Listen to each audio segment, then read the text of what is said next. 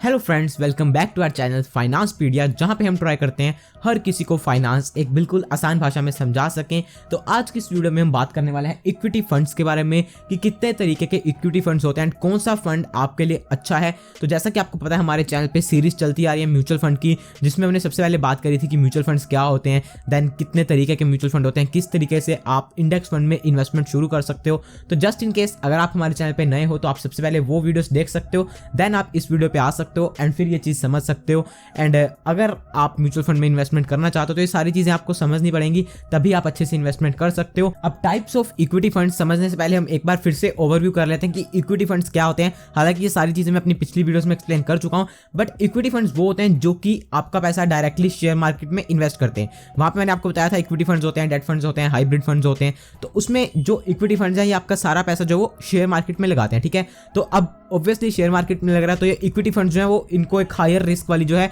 Category में रखा जाता है कि इसमें रिस्क थोड़ा सा ज्यादा होता है। बट मेरा मानना यही है कि जिस चीज़ की आपको नॉलेज नहीं है, जिस चीज़ के बारे में आप जानते नहीं हो, उसमें हमेशा रिस्क ज़्यादा होता है। बट जो चीज़ आप समझ कर पूरे ध्यान से करते हो, वहाँ पे रिस्क फैक्टर हमारा जो कहीं ना कहीं कम हो जाता है। अब आगे बढ़ने से पहले मैं एक और चीज़ बताऊं कि जो भी हमारी कंपनीज लिस्टेड हैं पूरे स्टॉक एक्सचेंज में, हमारे जो भी कंपनीज लिस्टेड हैं, वो ये नहीं कि सिर्फ ऐसे खुली छोड़ दी गई है कि हाँ ये सारी 3000-4000 कंपनीज लिस्टेड हैं, उसमें से आप कोई भी कंपनी ऐसे चुन लो, सब कुछ कर लो।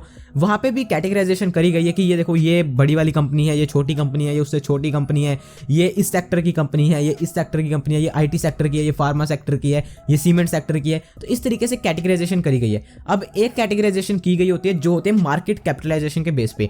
अब मार्केट कैपिटलाइजेशन क्या होता है सिंपल सी लैंग्वेज में, कि उस पर्टिकुलर कंपनी की वैल्यू कितनी है, उसको कहा जाता है मार्केट कैपिटलाइजेशन। हालांकि इसका अंदर फॉर्मूला भी पूरा होता है कि फ्री फ्लोट शेयर्स जितने हैं उसको टोटल मल्टीप्लाई करो, सब कुछ करो, बट वो चीज़ जानने की जरूरत नहीं हमें, बिकॉज हमें सारी चीज़ें मिल जाती हैं आजकल इंटरनेट पे कि हाँ इस पर्टिकुलर कंपनी की कितनी मार्केट कैपिटलाइजेशन है, इसकी कितनी है। तो हमें सिर्फ इतना जानना है कि मार्केट कैपिटलाइजेशन मतलब कंपनी की टोटल वैल्यू कितनी है, ठीक है। अब डिवाइडेशन कैसे होती है, तो जो भी हमारे स्टॉक एक्सचेंज में लिस्टेड कंपनीज हैं, उसमें जो भी टॉप कंपनीज हैं, टॉप 100 कंपनीज, ठीक है, मतलब जैसे समझ लो लेट्स से 3000 कंपनीज लिस्टेड है, ठीक है। हालांकि इससे ज़्यादा भी लिस्टेड है, बट मैं आगे आपको बताऊंगा किस तरीके से आपको देखना है। बट समझ लो 3000 कंपनीज हमारे एक्सचेंज में लिस्टेड है। अब यहाँ पे 1 से लेकर 100 तक, मतलब जो भी टॉप 100 कंपनीज हैं, उनको कहा जाता है लार्ज कैप। उसके बाद जो 101 से लेकर 250 तक जो कंपनीज हैं, उनको कहा जाता है मिड कैप्स। उसके बाद जो 250 से लेकर ऊपर जितनी भी सारी कंपनीज हैं, उन सब कंपनीज को कहा जाता है स्मॉल कैप, ठीक है। अब यहाँ पे देखो, जो टॉप 100 कंपनीज हैं, ऑब्वियसली उनकी मार्केट में वैल्यू ज़्यादा, तो वो स्टेबल कंपनीज होंगी, ठीक है। मतलब कह लो, आप इसको एग्जांपल देकर समझाता हूँ। समझ लो कोई जंगल है, तो ये जो टॉप 100 कंपनीज हैं, ये जंगल के सबसे बड़े पेड़ हैं, मतलब जो सालों से चले आ रहे हैं। मतलब कोई पेड़ है वहाँ पे 500 साल पुराना, कोई 600 साल पुराना, इतने इतने पुराने पेड़ हैं, मतलब बड़े बड़े पेड़ हैं। अगर कोई आंधी तूफान आता भी है तो इनको इतना फर्क नहीं पड़ेगा, ठीक है। ये हो गई जो टॉप 100 कंपनीज हैं, ये लार्ज कैप हो गई। उसके बाद जो सेकंड वाला है वो है मिड कैप, जो कि 100 से लेकर 250 तक है। ये हो गए कुछ नए पेड़, जो कि किसी को 50 साल हुए, किसी को 60 साल, किसी को 100 साल। मतलब ये मैं समझना कि वो कंपनी इतनी पहले फाउंड हुई होगी। मतलब मैं आपको सिर्फ एक एग्जांपल समझा रहा हूँ कि लार्ज कैप हो गए बड़े वाले पेड़, उसके बाद जो मिड कैप है वो छोटे वाले पेड़ थोड़े से, और उसके बाद आगे स्मॉल कैप जो कि 250 से ऊपर है मार्केट कैपिटलाइजेशन के बेस पे, ठीक है। वो कौन से हैं, वो बिल्कुल जो नए पेड़ हैं, जिसको कई 2 साल हुए हैं, 3 साल हुए हैं। तो अगर जंगल में आंधी आती है, तूफान आता है, तो सबसे पहले कौन से पेड़ गिरेंगे? सबसे पहले कौन से गिरेंगे? स्मॉल कैप, क्योंकि वो छोटे पेड़ हैं, अभी 1 साल हुआ है, कोई बेचारा इतना सा होगा, कोई इतना सा होगा, तो सबसे पहले उनकी गिरने की प्रोबेबिलिटी ज़्यादा रहती है। अब अगर लंबे पीरियड में कहीं पे कोई करेक्शन आ रही है, तो वहाँ पे जो करेक्शन में छोटे स्टॉक्स हैं वो ज़्यादा गिरते हैं। तो इसलिए मैं तो अपनी लाइफ में भी एक पूरा रूल, जो भी स्टॉक मार्केट की लाइफ है मेरी, इसमें एक रूल तो सबसे पहले यही रखता हूँ कि मैं जब भी काम करता हूँ टॉप 100 स्टॉक्स में करता हूँ, इससे नीचे मैं कभी काम नहीं करता हूँ। ये मैं बात कर रहा हूँ ट्रेडिंग की। अगर आप इन्वेस्टमेंट कर रहे हो तो आप नीचे मिड कैप्स में भी जा सकते हो, स्मॉल कैप में जा सकते हो, बट मेरे तरफ से एडवाइजेबल नहीं है। आप अगर पूरे इंडिया की टॉप 150 या 200 कंपनीज में भी इन्वेस्टमेंट करते हो तो सही है। लोग क्या करते हैं, स्मॉल कैप्स ढूंढते हैं, जो कि छोटी छोटी कंपनीज हैं, किसी का मार्केट कैप 200 करोड़ 300 करोड़ है, सोचते हैं कि इसमें पैसा लगाएंगे तो बहुत जल्दी बढ़ जाएगा, बड़ा पैसा बना लेंगे। तो वो चीज़ नहीं है। जिस कंपनी ने ऑलरेडी प्रूव कर दिया कि वो बड़ी कंपनी बन चुकी है, तो आप उसमें पैसा लगाओ। हो सकता है उसका शेयर बहुत ज़्यादा महंगा भी हो, बट उस पर पैसा लगाओ, तो उसमें आपके पैसे के गिरने के या कम होने के चांसेस कम हो जाते हैं, ठीक है। तो इसलिए ये 3 हो गए, लार्ज कैप हो गया, मिड कैप हो गया, स्मॉल कैप हो गया। बस इसी में हमारा इक्विटी फंड्स का सिनेरियो क्लियर हो जाता है। अभी बात करते हैं किस तरीके से। अब जैसे हमने बात कर ली 1 से लेकर 100 तक लार्ज कैप, 100 से 250 तक mid cap and after that small cap, ठीक है। अब इसी में हमारे 3 टाइप ऑफ फंड क्लियर हो गए। सबसे पहला लार्ज कैप, जो कि 1 से लेकर 100 तक जो भी कंपनीज हैं उसमें इन्वेस्टमेंट करता है। उसके बाद है मिड कैप, जो कि 100 से लेकर 250 तक जो भी कंपनीज है उसमें इन्वेस्टमेंट करता है। एंड देन है स्मॉल कैप, जो कि 250 से ऊपर जो भी कंपनीज है उसमें बहुत सारी कंपनीज आ जाती हैं, उसमें वो इन्वेस्टमेंट करता है। अब यहाँ पे एक और चीज़ आपको क्लियर हो गई थोड़ी सी कि जो लार्ज कैप है वो थोड़े से सेफर फंड्स आते हैं। उसके बाद मिड कैप जो है वो थोड़े से रिस्कियर है, बट उसमें आपको रिवॉर्ड भी ज़्यादा मिल सकता है, क्योंकि जो अभी कंपनीज मिड कैप है उनके अंदर पोटेंशियल है वो लार्ज कैप बन सकती हैं। क्योंकि लार्ज कैप ये तो यानी कि कोई कंपनी आज शुरू हुई और आज के आधी लार्ज कैप बन गई, उनका बिजनेस अच्छा चला, उनको प्रॉफिट्स आए, उनका शेयर प्राइस ऊपर गया, तो इसीलिए उनकी वैल्यू बढ़ी और वो लार्ज कैप बन गई मिड कैप से। और मिड कैप वालों में ही ये भी हो सकता है कि वो स्मॉल कैप बन जाए, क्योंकि अगर वैल्यू गिरती जाएगी धीरे धीरे तो वो 250 से जाकर नीचे हो जाएंगी और देन स्मॉल कैप बन जाएंगी।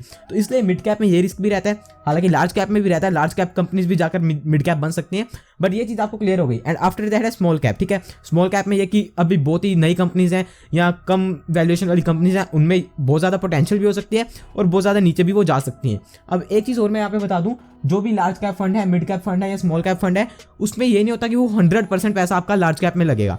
जैसे अगर समझ लो कोई मिड कैप फंड है, ठीक है, उसमें मतलब ये नहीं कि 100% पैसा आपका 100 से लेकर 250 तक जो भी कंपनी है उसमें लगेगा। बस ये चीज़ होती है कि मतलब ज़्यादा पैसा जो है उसको मिड कैप में लगाना पड़ेगा। कोई ऐसा फंड नहीं हो सकता जो कि मतलब मिड कैप फंड है और वो अपना 90% पैसा लार्ज कैप में लगा दे, ऐसा नहीं हो सकता। हाँ, वो 90% पैसा अपना मिड कैप में लगा दे, उसमें से 3-4% लार्ज कैप में लगा दे, 3-4% स्मॉल कैप में लगा दे, ऐसा हो सकता है। हालांकि वो परसेंटेज भी फिक्स होती है सेबी की तरफ से कि आप 65% या 70% आपको मिनिमम लगाना ही पड़ेगा मिड कैप में या स्मॉल कैप में। अब देखो, हमें पेपर तो देने नहीं है ना, हमें कोई एग्जाम क्लियर करना नहीं है इसका, तो हमें वो परसेंटेज याद रखने की जरूरत नहीं है। ये नहीं कि भाई मेरे को वो परसेंटेज भूल जाएगी तो पता नहीं क्या हो जाएगा। हमें सिर्फ इतना याद रखना है कि अगर कोई लार्ज कैप फंड है तो अपना मैक्सिमम एलोकेशन जो है वो लार्ज कैप में करेगा।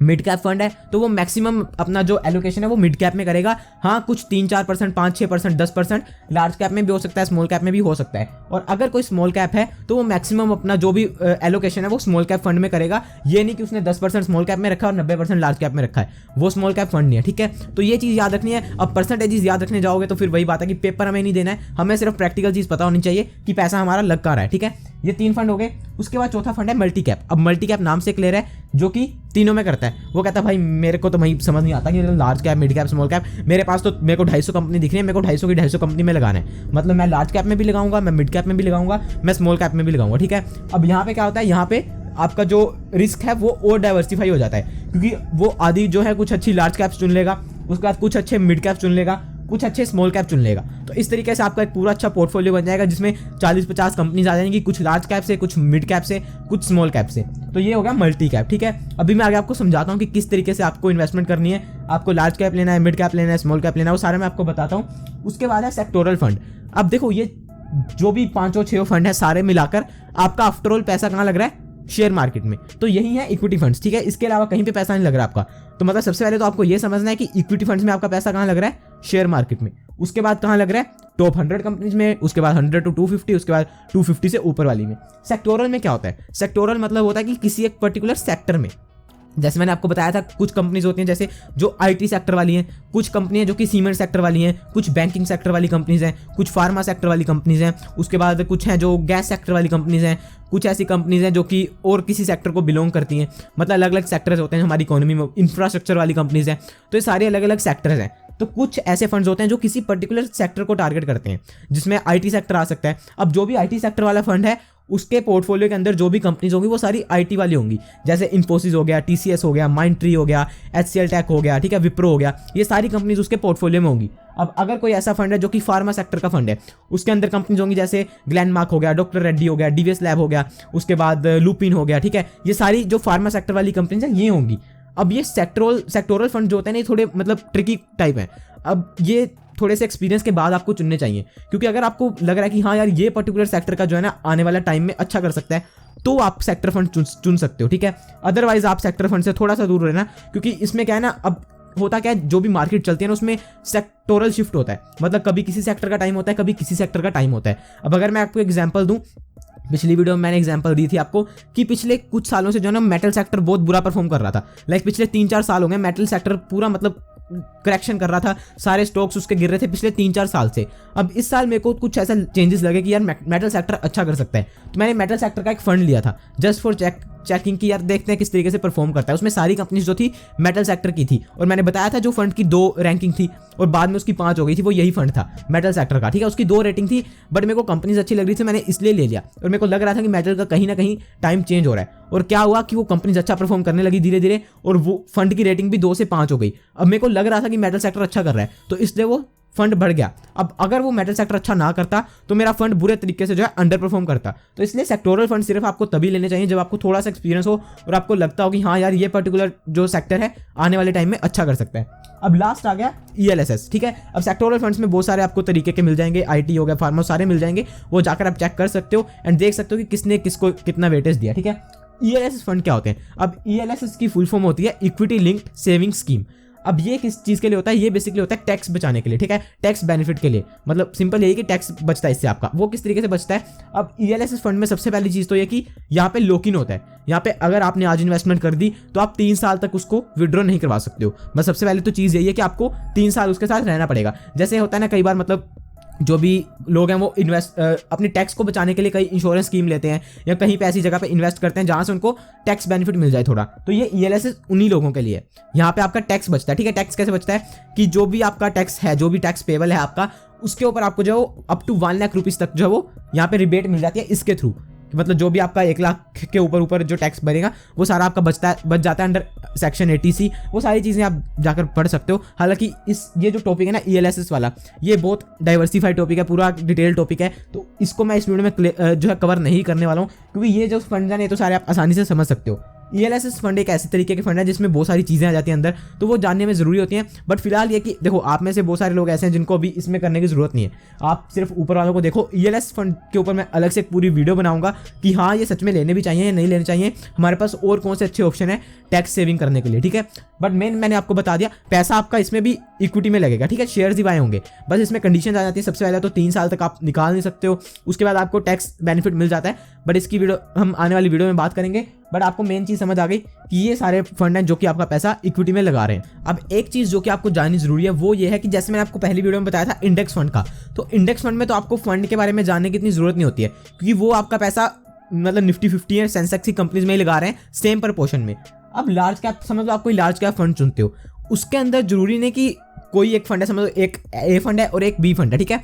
अब A फंड ने समझ लो अपने सबसे ज्यादा जो भी उसके शेयर खरीद रखे हैं, जो भी कंपनी में इन्वेस्ट कर रखा है, वो है समझ लो रिलायंस इंडस्ट्रीज। अब जरूरी नहीं कि B फंड ने भी रिलायंस इंडस्ट्रीज से सबसे ज्यादा शेयर ले रखे हों, ठीक है। मतलब क्योंकि लार्ज कैप तो देखो, लार्ज कैप में 100 कंपनीज हैं। अब कोई फंड मैनेजर को रिलायंस अच्छा लग रहा है तो किसी को HDFC बैंक अच्छा लग सकता है, तो हो सकता है उसने रिलायंस को 10% वेटेज दियो और दूसरे वाले के पास रिलायंस सिर्फ 2-3% हो, ठीक है। ये भी हो सकता है, क्योंकि हर फंड मैनेजर का जो वो अलग पर्सपेक्टिव होता है, हर फंड मैनेजर की अलग चीज होती है। तो इसलिए जब भी आप कोई लार्ज फंड को एक्सप्लोर करोगे, लार्ज कैप फंड को एक्सप्लोर करोगे, तो जरूरी नहीं कि आपको उसकी होल्डिंग सेम मिले, अलग अलग हो सकती है, ठीक है। अब चुनना तो उनको 100 कंपनीज में से ही है, बट हो सकता है किसी ने कोई 60th कंपनी को बहुत ज़्यादा वेटेज दी, उसको लग रहा हो कि ये बहुत अच्छी कंपनी आने वाले टाइम अच्छा कर सकती है, तो उसने उसके ज़्यादा शेयर लिए हो। कोई ऐसी कंपनी हो सकता है जिसने जो भी टॉप 5 या 10 कंपनी है उसमें बहुत ज़्यादा इन्वेस्टमेंट करी हो, कि उसको लगता हो यार ये बहुत सेफर कंपनीज है, बहुत अच्छा रिटर्न देंगी ये भी आने वाले टाइम में, तो उसने उसमें इन्वेस्टमेंट करी हो। तो इसलिए जब भी आप large cap fund, mid cap fund, small cap fund या कोई भी मल्टी कैप या कोई भी और फंड चुनो, उसमें आपको होल्डिंग्स देखना भी बहुत ज़रूरी है। इंडेक्स फंड में देखने की जरूरत नहीं होती, इनमें देखना जरूरी है। इनमें आपको देखना पड़ेगा कि यार उसने कौन सी कंपनी में इन्वेस्ट कर रखा है, फिर उस कंपनी का आप थोड़ा बहुत जाकर देख सकते हो कि हाँ यार ठीक है या नहीं, बट आपको ये चीज़ें चेक करनी है। अदरवाइज फिर वही है कि यार आपको पैसा लगा दोगे बट आपको पता नहीं होगा कि पैसा कहाँ गया, कैसे गया, कौन सी कंपनी में लग रहा है, तो वो भी चीज़ फायदा नहीं है, ठीक है। अब ये चीज़ देखनी है। उसके अलावा और भी चीज़ें जैसे एक्सपेंस रेशो हो गया या फंड मैनेजर की हिस्ट्री वगैरह, उसके बाद जो पर्टिकुलर वो फंड है उसकी परफॉर्मेंस कैसे रही है पिछले सालों में, मतलब उसने अपने जो भी इंडेक्सेस हैं, जो भी बेस है उसका बेस इंडेक्स है, उसको बीट करा या नहीं करा है, वो सारी चीज़ें भी देखने वाली होती हैं। बट उसकी हम आने वाली वीडियोस में बात करेंगे। जैसे मैंने बताया था कि स्लो एंड स्टडी चलेंगे, हर चीज़ को समझ के चलेंगे। तो इसलिए अभी मेन आपको क्या समझना है, टाइप्स ऑफ इक्विटी फंड में यही समझना है, लार्ज कैप होते हैं, mid cap, small cap, multi cap, sectoral और ELSS। अब इसके अलावा देखो, अगर आप कोई ऐप में जाकर एक्सप्लोर करोगे, जैसे मैंने आपको बताया था कि एंजल ब्रोकिंग के थ्रू आप जो इन्वेस्टमेंट कर सकते हो, तो उसमें भी अगर आप जाकर देखोगे इक्विटी स्कीम्स के अंदर, तो आपको बहुत सारे मिल जाएंगे, जैसे कॉन्ट्रा फंड हो गया, वैल्यू फंड हो गया, डिविडेंड यील्ड हो गया, ग्रोथ हो गया, तो वो बहुत सारे हैं। बट आपको एक चीज समझनी कि आफ्टर ऑल आपका पैसा शेयर मार्केट में ही लग रहा है, एंड जितने इन चक्रों में जाओगे ना कि कॉन्ट्रा फंड ले लेता हूँ या वैल्यू फंड ले लेता हूँ, तो आपकी खुद की वैल्यू कोई नहीं रहेगी, ठीक है। वैल्यू फंड में क्या होता है, वैल्यू फंड में क्या कहते हैं ये लोग कि हम ऐसी कुछ कंपनीज चुन के देंगे आपको जिनमें हमें लग रहा है कि वैल्यू है, मतलब अभी वो अंडर वैल्यू है और हमें लगता है कि इसके आने वाले टाइम में वैल्यू बढ़ने वाली है, तो अब वैसी जाओगे ना तो वहाँ पे फिर रिस्क बहुत बढ़ जाता है। हम म्यूचुअल फंड ले रहे हैं, हम यहाँ पे जुआ नहीं खेल रहे, ठीक है। तो म्यूचुअल फंड आपको मैं यही बताता हूँ कि अच्छा लो, लार्ज कैप ले लो एक, उसके बाद थोड़ा सा और इंडेक्स फंड ले लो, एंड बाकी अगर थोड़ा सा रिस्क ले सकते हो तो देन स्मॉल कैप में चले जाओ, ठीक है। इसके अलावा आपको कहीं पे जाने की इतनी जरूरत नहीं है। म्यूचुअल फंड आप एक चीज समझ के चलो कि आपको म्यूचुअल फंड में सिर्फ अपने पैसे को सेव करना है, ठीक है। इन्वेस्ट तो हो रहा है, बढ़ेगा भी जरूर से, बट म्यूचुअल फंड आपको रखना है कि आपका पैसा एक जगह पे जुड़ जाए, इकट्ठा हो जाए। आफ्टर ऑल आपको जो मेरे हिसाब से जाना चाहिए वो आपको डायरेक्ट इन्वेस्टमेंट में ही जाना चाहिए। डायरेक्ट स्टॉक चुनोगे तो उसमें बहुत ज़्यादा ग्रोथ होती है। Mutual fund is just for like saving है कि हाँ आपकी एक सेविंग हो जाएगी पैसे की साइड बाय साइड और आपको उस पर रिटर्न भी मिलता रहेगा थोड़ा बहुत, ठीक है। तो इसलिए म्यूचुअल फंड को इस तरीके से मत समझो कि हाँ म्यूचुअल फंड से मैं बहुत ज़्यादा करोड़ों रुपए कमा लूंगा, ठीक है कमा सकते हो बट टाइम लगता है। बट अगर आप डायरेक्ट इन्वेस्टमेंट करते हो, डायरेक्ट अच्छे स्टॉक्स को चुनते हो, अपना एनालिसिस करते हो, चाहे वो फंडामेंटल हो चाहे वो टेक्निकल हो, उससे आप अलग ही हाइट्स पे जा सकते हो अगर आप समझ के करते हो, ठीक है। तो इसलिए अगर आप शुरुआत कर रहे हो तो पहले 1 से 2 साल पूरा अच्छे से म्यूचुअल फंड समझ के पूरा पैसा लगाओ इसमें, जितना पैसा आप लगा सकते हो, जितनी आपकी कैपेसिटी है। ये नहीं कि घर बार सब कुछ बेच के भाई पैसा लगा दूं म्यूचुअल फंड में, वो नहीं करना है। बट हाँ जितना भी आप लगा सकते हो, जितना भी आपका रिस्क एपेटाइट है उस हिसाब से आप लगाओ। अब इसमें अगर आप चुनना चाहते हो तो देखो इक्विटी स्कीम जैसे चुननी है, सबसे पहले तो हमने इंडेक्स फंड रखना ही रखना है, ठीक है। इंडेक्स फंड तो छोड़ना नहीं कभी भी। इंडेक्स फंड चाहे 2 ले लो चाहे 3 ले लो, लेकिन इंडेक्स फंड लेना है। उसके बाद इक्विटी फंड में अगर आप चुनना चाहते हो तो सबसे पहले एक लार्ज कैप आपके पास होना चाहिए, ठीक है। लार्ज कैप तो ये है कि आपका पैसा हमेशा बड़ी कंपनीज में लगा हुआ है, बड़े हाथियों में लगा हुआ है जो कहीं नहीं जाने वाले हैं। तो लार्ज कैप एक लेना है आपको। उसके बाद है मिड कैप, मेरे को इतना अच्छा नहीं लगता एक्चुअली। स्मॉल कैप ठीक है, स्मॉल कैप भी इतना अच्छा नहीं लगता मेरे को। उसके बाद एक होता है मल्टी कैप, ठीक है। मल्टी कैप भी आप ट्राई कर सकते हो। अब मल्टी कैप में आपको देखना पड़ेगा, फंड्स को अच्छे से चूज करना पड़ेगा, बट आने वाली वीडियोस में आपको बताऊंगा किस तरीके से चूज करना है। बट फिलहाल आप देखो लार्ज कैप होगा, एक मल्टी कैप हो गया, एंड सेक्टोरल जैसे मैंने आपको बताया। अभी फिलहाल अभी आपको नहीं करना है, अगर आप एक्सपीरियंस नहीं हो तो एक लार्ज कैप हो गया, एक मल्टी कैप हो गया, एक इंडेक्स फंड हो गया। तो ये आपके पास 3 फंड हो गए। इसके अलावा आपको कहीं पे जाने की जरूरत नहीं है, ठीक है। 3 फंड आपने चुन लिए। उसके बाद अगर आप कहीं और पे जाना चाहते हो तो एक अपना आप साथ में डेट फंड चला सकते हो, जिसके आने वाली वीडियोस में बात करेंगे किस तरीके से करना होता है सब कुछ। बट फिलहाल सिर्फ इतना ही है। तो आई होप आपको ये सारी चीज़ें समझ आ गई कि क्या है इक्विटी फंड, कितने तरीके के फंड्स हैं, एंड बाकी आप जाकर भी एक्सप्लोर कर सकते हो। एंड इन केस अगर आपका कोई भी डाउट आता है, मतलब छोटे से छोटा डाउट भी आता है, तो वो आप कमेंट सेक्शन में पूछ सकते हो और मैं उसके ऊपर वीडियो बनाऊंगा अलग से, क्योंकि जो भी आपके डाउट हैं हो सकता है बहुत सारे और लोगों के डाउट हों। एंड बिलीव मी, जब मैं भी सीख रहा था तो मेरे भी बहुत सारे ऐसे डाउट्स आते थे, क्योंकि ये चीज़ एक नई चीज़ है, हमें कभी स्कूल्स में या कभी कहीं पर सिखाई नहीं गई है। तो जेन्युइन है, डाउट आएंगे और हो सकता है बहुत सिली डाउट हो, मतलब बहुत वियर्ड क्वेश्चन हो आपका कि यार कुछ भी बिल्कुल बेसिक क्वेश्चन भी हो सकता है, बट उसे पूछिए और पूछोगे तो तभी वो क्वेश्चन सोल्व होगा। तो इसलिए कमेंट करो, चाहे 10 क्वेश्चन है वो कमेंट करो, जितने भी क्वेश्चन है वो कमेंट करो, एंड मैं उनका जरूर से आंसर करूंगा। तो अगर आपको वीडियो अच्छी लगे तो एक लाइक जरूर से कर सकते हो। अगर आप चैनल पे पहली बार आए थे तो सब्सक्राइब कर सकते हो, क्योंकि मैं आपके लिए ऐसा इंटरेस्टिंग स्टफ लेकर आता रहता हूँ, एंड फ्यूचर में और बहुत इंटरेस्टिंग चीज़ें आने वाली हैं। एंड अगर आपने हमारा मेन चैनल जो कि ऑनलाइन अर्निंग से रिलेटेड है वो नहीं चेक करा अभी तक, तो वो भी आप चेक कर सकते हो। वहाँ पे मैं ऑनलाइन अर्निंग से रिलेटेड वीडियोस बनाता हूँ, वो सारे लिंक्स आपको डिस्क्रिप्शन बॉक्स में मिल जाएंगे। एंड बाकी अगर और आप मेरे से कोई पर्सनली बात करना चाहते हो तो इंस्टाग्राम मेरा है, वहाँ पे मेरे को आप कॉन्टैक्ट कर सकते हो। मैं मिलता हूँ आपसे नेक्स्ट वीडियो में। Thanks for watching. जय हिंद, वंदे मातरम।